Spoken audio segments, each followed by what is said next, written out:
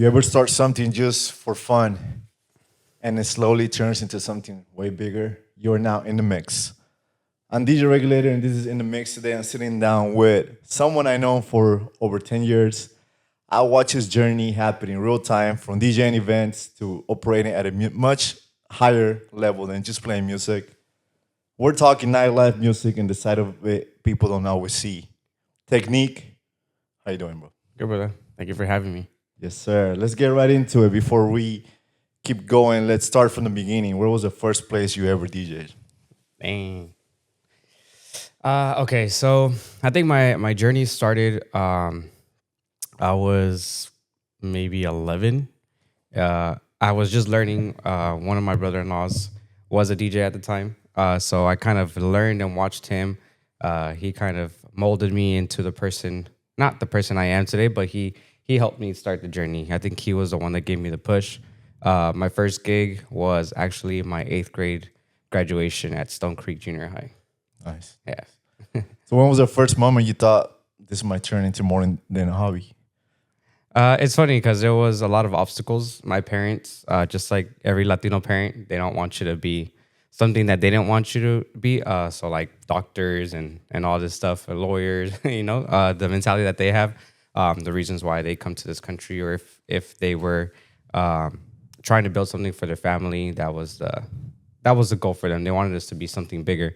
But I think I had a different vision. Obviously, when you're young, you want to have a good time. You want to enjoy your youth. So I think that's where me, kind of, that's where I enjoyed, and that's where I knew that DJing was going to be something different. Uh, when I got out of like that whole scenery from school, And what would you say was your first event that felt bigger than just a normal gig? than just a normal gig. Oh man, probably my freshman homecoming dance, because I actually got paid. When I first started, it was just like, First paycheck. trying to. It felt good, a freshman at that age getting money. I mean, it felt good. So I think that was probably the start of it, where you felt good because you were getting paid to do something that you loved. Now let's go into how it got bigger. When did DJing turn into full scale entertainment for you? I think once I graduated high school, there's companies here in town that I kind of, well, I started working and I started freelancing, just like a company that you've worked with in the past. I learned the technique there. I kind of evolved not just from DJing, but I became more like an engineer, whether it was sound, whether it was lighting. That kind of helped me evolve and actually open my mind to bigger things than just DJing. That's good. When did production start changing the entire energy of, just DJing? 2017. That's when I there was a few things that happened, and it kind of opened my mind to, why am I going to be doing just this for my whole life? Like, do I want to be a DJ forever? What's in it for me after, it's when we hit that age where you aren't relevant, or you're not a DJ anymore. Like, there's bigger things in life. So I kind of felt like, at 2017, I had just graduated. No, actually, not just graduated high school. I graduated high school 2014, but it took me a few years to kind of evolve and learn what I really wanted to do. And what would you say inspired you to be like, hey, this is a party, I like it, but I want to turn it into experience. I want to take it to another level with production, of course. I mean, working with this company, you experience different events. It wasn't just quinceañeras and weddings. Now you were doing corporate events, then you were doing concerts. So you kind of got a little feel of everything. So I kind of got a little bit more of the vibe from them. You can't mix the club scene and the quinceañera scene with concerts and corporate gigs. So it's definitely different, and I felt like that's the way I wanted to go. Not just with my DJ experience, but with my company as well. That's dope. That's where I'll start it. So let's talk music for a second. I got a couple questions. Just quick answers, no overthinking. Give me 3 records that work at the club no matter what. Like now or back Now. in my time?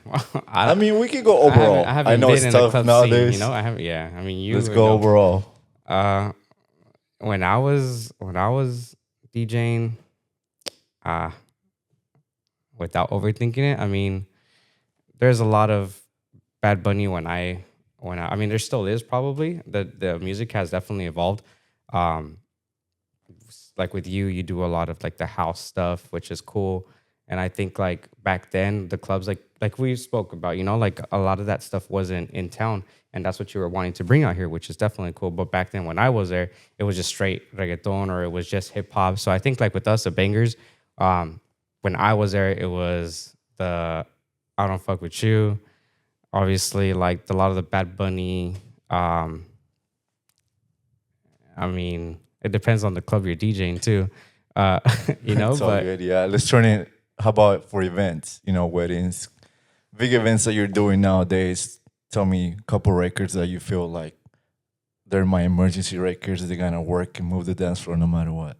well, right now, like again, the style of music that is coming out. I mean, like a lot of people right now, like the Latinos in quinceañeras, they love like Juana.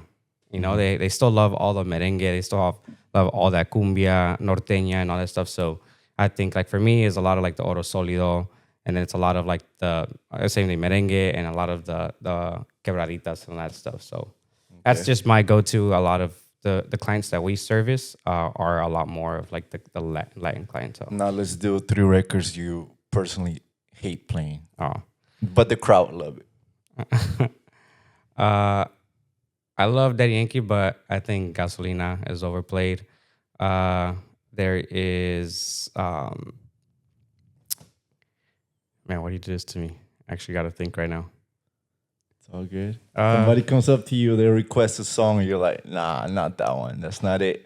Or how about those that But they actually love it. bring their phone and they're like, get this one, get this one. We've already played it like, 2 times. So Yeah. I don't know. There has been like Bad Bunny Calladita.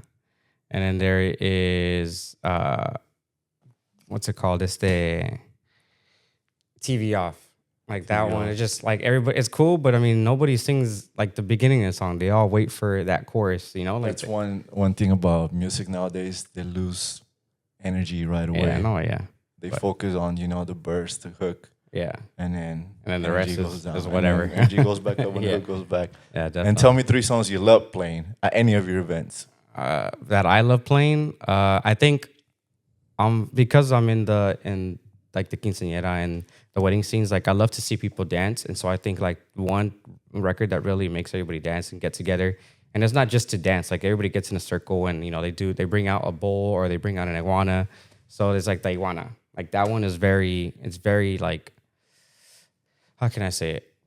Like atrae mucho a la gente. Like it brings everybody out. It's not just people dancing. There are people that are on dance floor. It brings a lot of people out. So I think the iguana.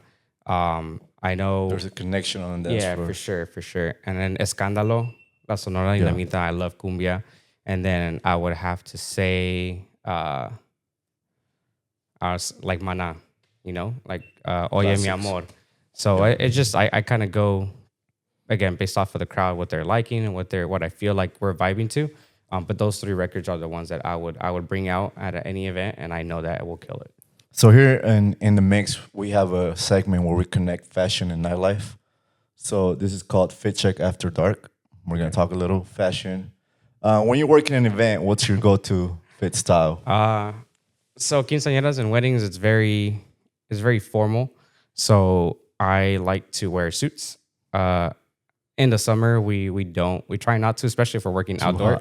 Yeah, it's too hot. Especially in Bakersfield. Yeah, definitely. When it reaches those 100-degree temperatures, and we definitely try to. I mean, we have our polos. We try to be as fit as possible or look decent. So we'll wear like a black polo with black slacks, or even just jeans and dress shoes, or we'll just wear something comfortable that we feel comfortable in, and we'll also still look decent to perform the job. That's great. Says a lot about what you do. Yeah. Fit plan all day or decided in the last 5 minutes? No, I think it's all day. I mean, we still want to look presentable. So I think that's just kind of where we stand out in a lot of these events. I mean, we see a lot of DJs not just in town but out of town that carry that same style. So I think that's kind of the way to go. It says a lot about you too. So I think that's definitely a plus in a business like this. Would you say all black every time, or you like to switch it up? You know how DJs do? Yeah, I mean, I do it all black. But I mean, there's times where we try to fit with the color scheme of the event. So like sometimes we'll ask our clients like, hey, what's the color scheme of your event? And so we'll try to go based off of that. If they want to do an all white party, then we'll do an all white, or if we do like an all black formal attire, then we'll do all black. So like we've had those events where it's all red, and we have to dress all red, and we have no problem with that. So it's definitely yeah, for sure. That's really good for Yeah. business. For sure. Sneakers or dress shoes for a long night? Man, you know what? It's funny because I actually have two pairs of clothes, two different pairs or sets of clothes in my car. So when we're setting up, we're just in regular, like a fit, not formal, but it's just a button up polo, which has our logo. It's presentable, and then we just wear either shorts if we're working outdoor, not shorts, but it's just more cargo. It's still formal, or decent looking, and then when it's the event, when we change or we have to, get suited up for the event. So I would have to say during the event, there are times where I've been on my feet all day, and then like the last hour of my set, I'll jump in Crocs. So it's just it Could go both depends. ways. It's a Yeah. perfect example that fashion really fits into nightlife, and yeah. if as a DJ, especially doing private events, Yeah. you have to be careful with how you present Oh, yourself. for sure, for sure. I mean, Because- if you're also on that level of comfort with your client, or you've known each other, like for us, it's not just, we talk and we sign a contract and we don't see you until the event. There's times where we see each other at the club, or like you said, we'll run into them, or we'll meet at a bar and we'll just hang out, just kind of have that building relationship with them. Cause like that, when we get to the event, we know exactly what they want, how they are. So, I mean, it definitely has a lot to do with how you work with your clients. So you and I, we both been in the nightlife for a while. Oh, Let's yeah, talk for sure. about 5-10 years ago versus now. Remember King Tut? Oh, shit. So let's do about then versus now. Mm-hmm. Straight to the point, something fast. Honesty. Club music. When you think about club music back then versus club music now, what stands out the most for you? I mean, it's hard to say for me because I'm not in the nightlife anymore. But I want to hear from you as a party goer also, because I know there's times you might want to go out for a drink to hear music, and you're checking out DJs. So I want to hear what you see in both angles as a DJ and also as a party goer. I mean, it's definitely changed. A lot of the DJs are kind of evolving. I think what you've done with how you present yourself as a DJ or a producer, I think like you've brought a lot to this town that we didn't think was going to happen, and we talked about this several times. That you wanted to bring that vibe to Bakersfield. Like back then when I was in the scene, like we weren't very house. Like this Bakersfield wasn't a house town. Like you'd have to go to LA, you'd have to go to Fresno, you'd have to go to Vegas for that stuff. But like I've seen it evolve like dramatic, like crazy, like pretty drastically. And so I think like me as going out now, and I love house now because you got me into it, and I go to EDC now, or we've worked stuff like that. So we enjoy it now. It's different for other people that haven't been around it, but I mean, I still see the people like out there enjoying it. You just, I guess, have to go with the right crowd too to enjoy these nights. You can't just go out and expect to have a good time if the vibe's not there, or let's say for example service. Of course. So I think that has a lot to do with it. I don't really club like I used to. I still go out, like, and I've even asked you like, hey, like I'm gonna pull up on you guys. So that's just one thing. Like there is a big change in it, but I still enjoy it as if I did 10 years ago. I mean, And obviously that's the age is different, Oh yeah, of course. So it's definitely like, again, the music has evolved. I'm also older. I enjoy it still, but it's not like I used to back in the day, because I would go out every weekend, or I was in the club scene every weekend because I was DJing Thursday, Friday, Saturday. But I mean, I still enjoy it. It's not that I enjoy it less. It's just now that I go out, I don't go out as much. I enjoy it the times that I do go out. Of course. And I'm pretty sure you have some trips to Vegas or out of town. How do you see the nightlife there compared to before? I mean, it's different. And there, you won't hear like a regular track. I mean, it's all house music. The clubs that I've gone to, the production's crazy. I think that's kind of another another thing that we like to bring back to Bakersfield. Like if our production, we kind of evolve our production. We don't just do simple setups. We try to focus on the lighting, the sound. We try to perfect everything. So because we know what people want. I mean, you're going to Vegas, you're paying top dollar to get into these places, or you're even bottle service. You want to have that experience here, just not being in Vegas. Yeah, we're slowly getting there. Hopefully We're slowly getting yeah, there. for sure. How do you see DJs back then compared to now? How do I see DJs then compared to now? I mean, it's And again, back then we're talking just 5 to 10 years yeah. ago. You know, I mean, it's their that's a hard style. question. I That's mean, a I hard know it's question. hard, but we could talk their style. We could talk their goals. We could talk how fast they're coming up compared to how long it took before, let's say, TikTok. We could talk the music that they're focusing on. Yeah. How do you see the difference compared to 5, 10 years ago? I mean, there's still DJs that are very not necessarily closed minded, but because they DJ in those areas where they feel comfortable, or the same people keep coming back.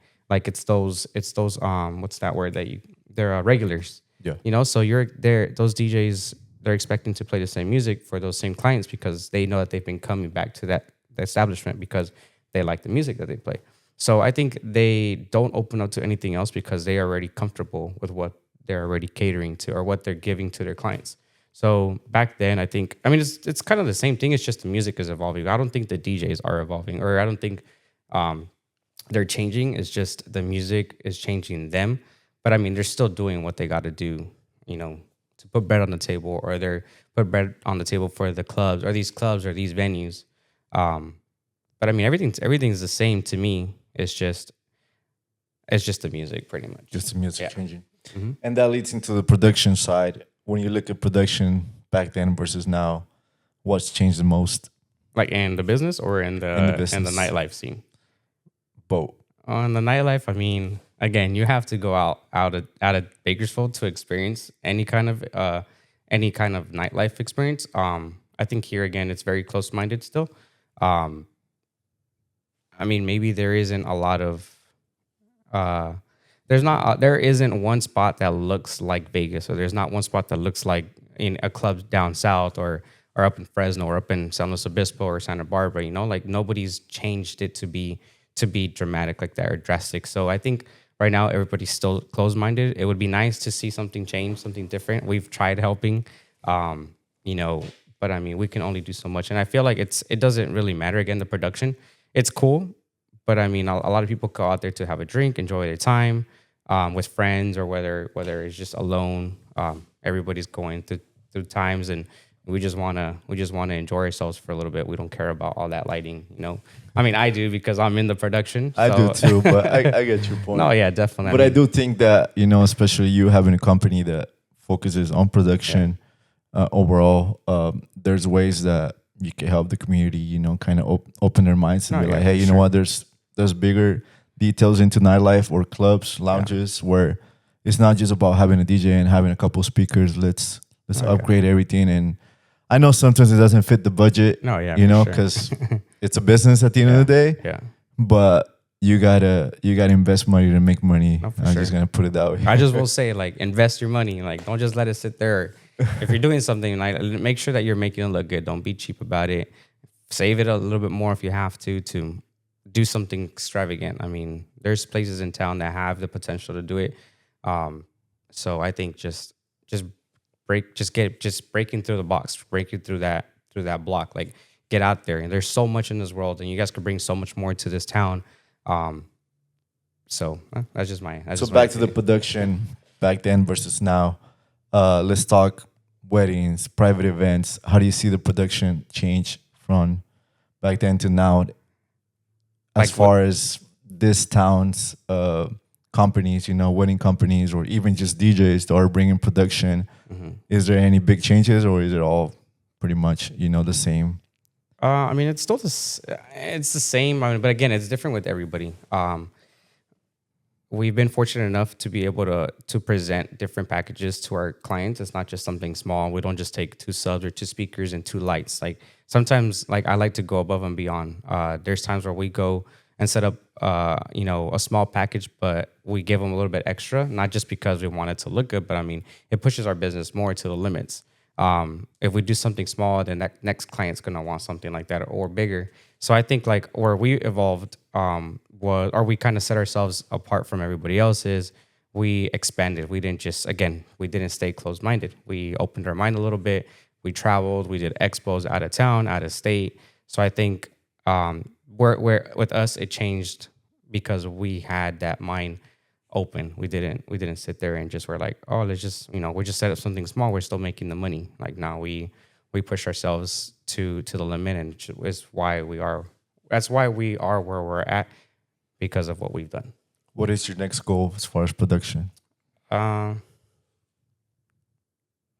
there's a lot. I mean, I definitely want to get into different markets, not just the bigger. So, I mean, we've been lucky to be in different markets down south or up north or even in Vegas. But I mean, it's definitely a big ocean. So we have to definitely be sharks out here, and we want to do it, respectfully. And obviously, those opportunities come when you do stuff like that. Like we've done. We've done so much for clients, and then that's how we get bigger gigs. So we try to help other gigs out, or we try to do different things. Even if it's like a festival, we give them more production and it's more value. More, it's like how they say it's production. I guess get the bang for your buck. So we're not making the money. You're making the money, but in the future, you're gonna give us more work, and we're just gonna keep. We're gonna have more work, and you're gonna have better production and better results for your attendees or your people or your ticket holders. So we try to expand our knowledge in not just lighting, but in sound. We try to bring in the best sound and the best lighting into our production so that our clients are happy with what they're getting. That's great. Let's move on to quick questions with Regulator. First answer that comes to mind, straight to the point. EDM, reggaeton, or hip hop? That's a hard one now. Reggaeton, EDM, or hip hop? Yes, sir. Can we do two? What about some like reggaeton and some EDM? Okay. Let's leave the hip hop out. Okay. Pre-game or no pre-game? Pre-game for sure. I mean, it depends on where you're at too, though. Because like if you're at a quinceañera or a wedding, I mean, maybe it's not the best look to pre-game. You want to give your clients the best experience As a party goer? Yeah. Pre-game? Yeah. But I mean, as a party goer, for sure, pre-game. Arrive early or pull up late as a party goer? I mean, as a party goer, if you're party going, you want to arrive early, right? Because you're gonna get drunk the fastest. Okay. Bad Bunny or Daddy Yankee? You can't do me like that. Let's do Daddy Yankee. Cumbias or salsa? Oh, cumbias for sure. Selena or J-Lo? Selena. Grupo Cual or Sonora Dinamita? Oh, that's a hard one. ¿Cuál? Would you rather work production for Dioro or Morning Eric's? Oh, Dioro, 100%. All day? All day. I hope he's watching this too. Dioro, just like in the last episode, come to Right, Vegas. let's do it. We're going to bring him watch. One day we'll have him. Oh, on we here. will. We'll make it happen. So what's changed for you once you stop thinking about DJing and production as a hobby? What took it to the next level where you were like, you know what?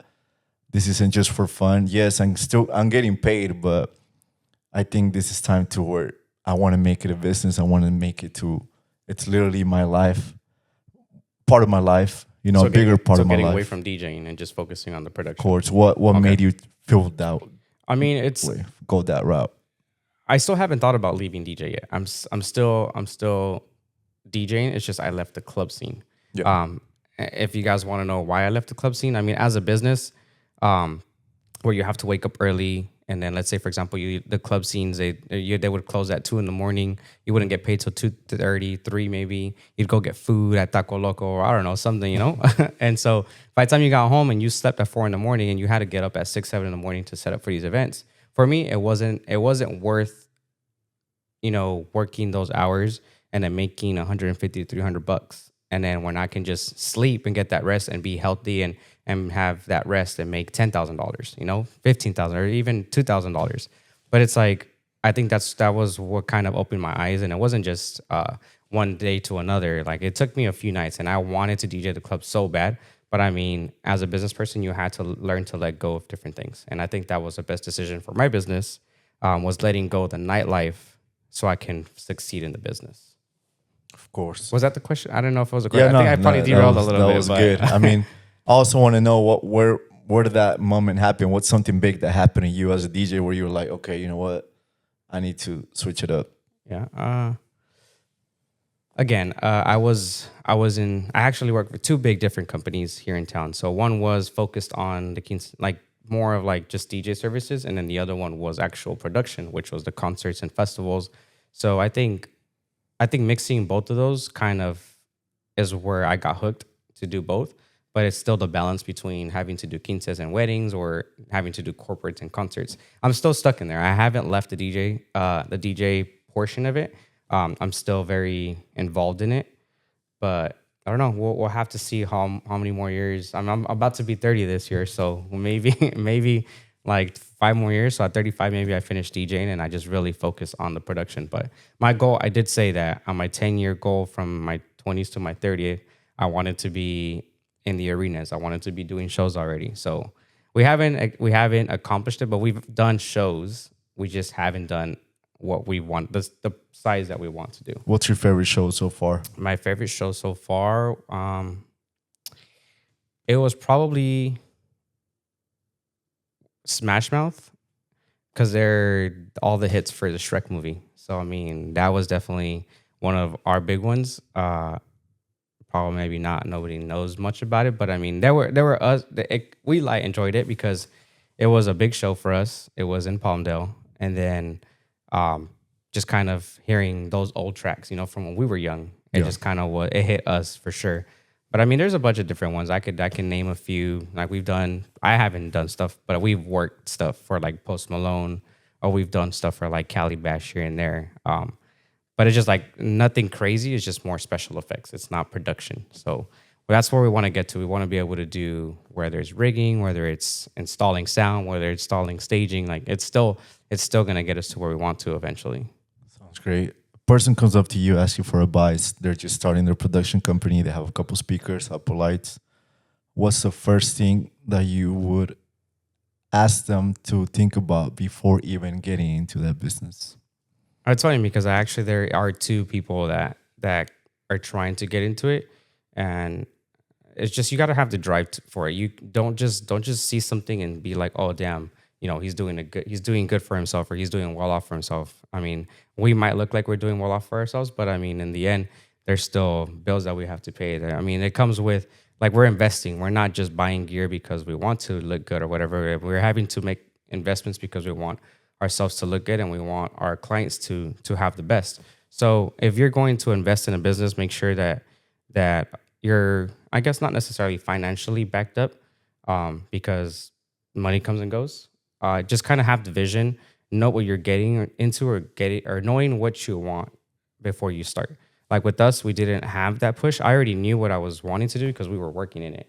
So I kind of saw the direction we wanted to go into, but there's these people that are wanting to reach out and getting advice is like they've never been in it. They saw us doing it and they thought they could do it, which is good. Do it. But I'm saying don't rush it. You're gonna get to where you want to get to. It's just get the knowledge that you want and focus on that one. Like don't try to do lighting and then do lighting and then skip lighting for a bit and do sound. Like learn as much as you want or as you can, but focus on one thing first and then perfect it and then do another. So that's kind of what I would recommend. Great advice. Yeah. Let's talk about your company. We haven't mentioned the name. I want to know. Well, let's tell the people, name, exactly what you guys do, what can we hire you for, and future goals. So Elite Events. Elite Events started 2017 in my parents' garage. My wife now, she was kind of like the one that made the name, I guess you could say, because before it was PSL, so it was production, sound, and lighting, which sounds funny, But now as Elite Events has came to be a pretty big, or at least a decent sized company, where we've grown substantially, not just in town, but in a few other parts of California. But we specialize in obviously DJ services because that's what we started with. We've also jumped into live production. Or engineers, or we have engineers in house. We specialize in lighting. We specialize in rigging, staging. So that's pretty much what we do. I mean, if you guys ever need anything, you know where to find us, Elite Events, or _ Elite Events on Instagram. And so, we do a lot of staging, lighting, sound. We also design in-house. So I do some of the designs that our clients kind of have envisioned for, or envision us, or give us their vision. We just kind of try to make that vision come to life. Yeah, and I've seen it all happen. You guys do great work, honestly. Congrats on that. Tell me your goals for the next 5 years for Elite Events. Well, I mean, it's like everybody, you just want to keep growing. You want to keep flourishing. You want, like my wife always says, we planted this seed together, and we're gonna make this business grow together. So I think for us, that's what we want to do. We want to keep growing our team. We want to grow our team eventually. We have a great group of guys that love what they do, and I love what they do for us. So if you want to be part of our team, just reach out to us. We'd be happy to have you, or even train you to be part of our team. So eventually we want to grow, and we want to be able to go into our arena shows. We want to be able to travel a little bit more and see where it takes us for sure. Personal goals for the next 5 years. DJ techniques. Dang. Well, I want to be as cool as Regulator. I want to personal goals. Well, I mean, obviously a business always keeps you very busy. So you don't really have time for small things like family. I mean, we have to make time for them, but I mean, we're so busy that it kind of keeps us away from it. So this next few years, I want to focus on family. I want to build a family, and still focus on the business as well. So let's talk about that for a little bit before we end it. How would you recommend someone to take the nightlife along with their personal life if they're just getting started, whether it's a DJ or someone is doing production? How do you split the business side of it and the personal side of it? Okay, that's a good one, actually. So I think if you're just starting your business, it's good to get out. You have to know people. You have to get to know those people, because if you don't get out, then you're not gonna, how can I say it? How do you put your business out there? You have to get to know these people to network. Yeah, correct. So whether it's, meeting up with people for coffee, or even, again, at the club scene is a great way. It's just sober, because then, things can happen. But I just say the balance is, again, go out to the club scene, or either whether it's there's a lot of business mixers that you can go to. If you're just starting this business, you just got to look them up, or even Hispanic Chamber of Commerce has great ones. It's just a lot of marketing. It's a lot of networking that you have to do to get your business out there. And I think, again, clubbing is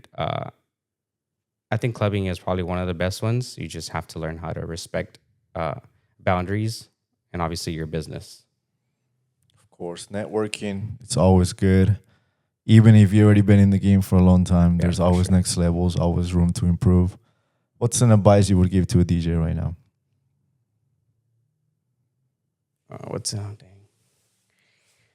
What's an advice I would give to a DJ? I don't know. Give me a scenario. We have a DJ that's just getting started. Okay. It doesn't have to be in Bakersfield. It could be anywhere. This could apply to anyone. And they're looking to be the next Dioro. But bro, that would be a question guidance. For you. There's no. You're the producer. I'm asking on your side though. We're talking DJ side, not producer side. So from your experience as DJ Technique, you built something with a hobby. Mm-hmm. What would you advise someone nowadays? Obviously, compared to when you started, when I started, there's so much more ways to get out there Yeah. from home, literally. You know, when we started, we probably had to go out and network every night Yeah, for if sure. we wanted to get out there. But nowadays, you could record a mix from your phone Yeah. at home, and you're all over TikTok, all over the world. So, what's something that you feel like would be a good advice from your experience Oh, for what's someone that's just starting? again, it's like us in the production. We learn to perfect something and then we do it. So I think as a DJ, I would say learn to perfect your skill. Don't just, slap tracks back and forth, like learn what it is. Learn how to mix music. Learn the fundamentals of, obviously you've been in radio. I've been in radio with Joe going. Obviously you were with what were you with? 94 for one. Okay. So as and we know what we're doing. So luckily we've had those higher ups that would help us out, like or these other DJs that that would help Mentors. us out, or mentorships. Yeah. So I think with us trying to tell other DJs, I think again perfection, like perfect it, or you don't have to be perfect. Just kind of, I guess, learn the music as well. And learn the crowd that you're playing for. Don't just try to play music for you. Don't be selfish. Don't play music for you. You have to play for your crowd. You're not there for you. You're there for the guests. So again, just perfect it. Don't be cocky. Is there any- enjoy the Go ahead. music. I mean, enjoy it because that's what you're there to do. I mean, you're there because you love it. You're not there because, I mean, if you're there because you're just trying to make money, then you're there for the wrong reasons. I would say you have to love music, and obviously you're going to enjoy everything that you do. Of course. All right, Technique, thank you for sharing your experience with us. Congrats on everything you have built. And I'm personally looking forward to working together on some big events in the You got future. it. You got it, brother. This was In the Mix, and now you're in it.